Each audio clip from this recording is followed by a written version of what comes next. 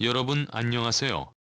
저희는 최신 및 가장 흥미로운 정보가 해외 토픽 속 대한민국을 찾아냅니다. 영상 유익하셨다면 구독과 좋아요, 알림 설정 부탁드리며 댓글로 의견도 남겨주세요. 머지않은 미래에 한국군이 보유하게 돼 현무5 미사일의 핵심 기술력으로 불리는 로켓 엔진부터 시작해 GPS 군사위성과 미사일 다 탄도기술까지 엄청난 영향을 끼칠 한국형 우주로켓 누리호가 2021년 10월 우주로 발사되기 위하여 발사 준비를 순조롭게 진행하고 있습니다. 그동안 미국이나 러시아 등 위성 발사를 의탁해오던 방식이 드디어 사라지게 되고 국산 로켓이 대한민국의 독자적인 우주발사체 시대가 본격적으로 도래할 전망인데요. 한국형 우주로켓 누리호의 개발이 차질 없이 진행되면서 오는 10월 예정대로 발사에 성공하게 되면 강대국 대한민국은 300톤급 추력을 갖춘 우주로켓 엔진 기술력을 독자적으로 보유하는 것과 마찬가지입니다. 구독과 알림 설정은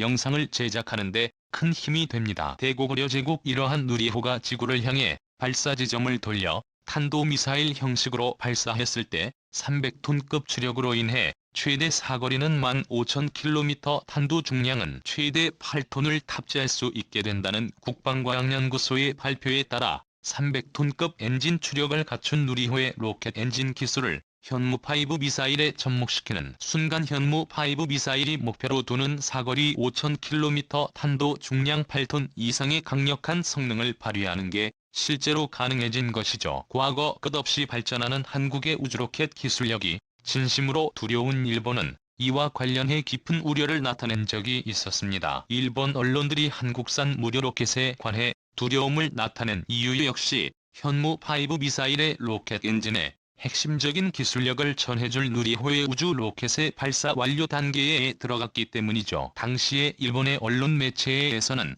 한국도 우주개발과 관련해 의미 있는 발걸음을 내디딘다며 한국의 우주로켓을 집중 보도했는데요. 그러나 이것은 북한과 같이 명칭상 우주개발로 위장한 군사무기 탄도미사일 개발일 수도 있다며 일본은 한국을 향해 진심 어린 두려움을 표출했었죠. 또한 미국은 로켓 엔진 고체 연료 허용과 함께 미사일 사거리까지 무제한으로 확정시키며 한국의 군사적 의무성을 더욱 치우치게 했으나 일본은 상대적으로 혜택이 없어서 아쉬웠다고 한국의 로켓 기술력에 대해 깊은 우려를 나타냈었습니다. 당시 한국형 탄도로켓 공학의 상징 누리호는 조립이 완료되어 실제 모습까지 드러내자 일본에서는 민감한 반응을 보였는데요. 2011년 10월 누리호의 발사를 위해 예상보다 빠르게 공개된 누리호의 동체에는 75톤급 추력을 갖춘 한국산 KRE 엔진 4개가 합쳐진 300톤급 엔진의 클러스터링 형상이 뚜렷하게 보였죠. 한국산 우주로켓 누리호를 과거 2013년 발사된 나로호와 비교한다면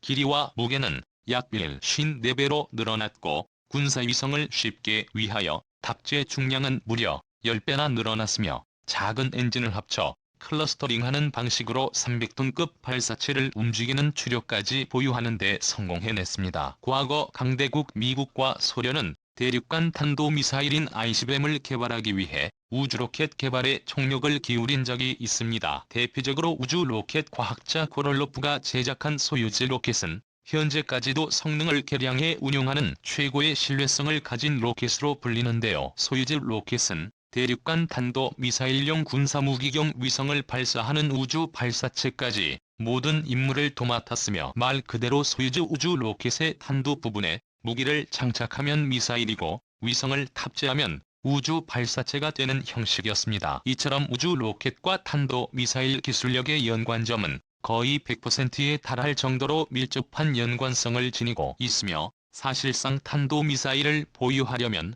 자체적인 우주로켓으로 인공위성을 발사하는 방식이 보편화되었죠. 북한에서도 이러한 점을 이용해 위성을 발사하는 척하면서 탄도미사일 기술력을 비약적으로 상승시킨 적이 있습니다. 2021년 한국에서도 역시 우주로켓의 발사로 인해 현무5 미사일의 핵심 기술력은 물론 발사체에 관련된 모든 기술들을 완벽하게 습득할 예정입니다. 이로 인해 세계 우주로켓 순위가 완전히 뒤바뀔 예정이군요. 즉 강대국 한국은 2021년부터 누리호 로켓을 개발함과 동시에 I-11 대륙간 현무5 미사일의 핵심 기술인 300톤급 추력의 KRE 로켓 엔진을 획득하게 되는 것입니다. 현재 누리호는 발사 전 비행 기치를 활용해 발사 운영 절차 전반과 발사체의 기능을 최종 점검하기 위한 WDR 점검만을 남겨둔 상태인 게 새롭게 확인되었습니다. 대고구려 제국 TBWDR 점검은 발사 전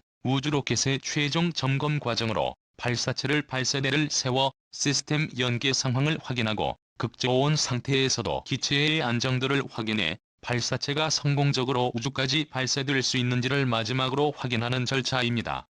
고공 채널 여기서 가장 중요한 점으로 2단 로켓이 언급되고 있는데요. 2단 로켓은 대륙간 탄도미사일의 핵심 기술이자 궤도 상승의 필수적인 기술력으로 익숙해 알려져 있습니다. 특히 누리호에 탑재되는 3단계의 연료를 나누어서 사용해 우주로 발사하는 보편적인 중대형 금로켓 방식은 현무5 미사일을 개발 시기에 미사일의 최대 사거리를 증가시키는데 동일하게 적용되는 핵심 기술입니다. 2단 로켓과 더불어 엔진 대기를 클러스터링하기 위한 고도의 기술력도 동시에 요구되었지만 한국은 첨단 제조업에 힘입어 난제를 해결하는 데 완벽히 성공했죠. 과학기술정보통신부에서는 이번 누리호 개발 사업과 관련해 주변 사람들도 누리호에 들어가는 부품들의 99%가 국산화됐다고 말하면 거의 믿지 않을 정도로 그 어려운 일들을 10년 만에 해냈다며 이는 대한민국의 기적에 가깝다고 자신감 있게 설명했습니다. 고구려 제국 강력한 불꽃을 만들어내는 누리호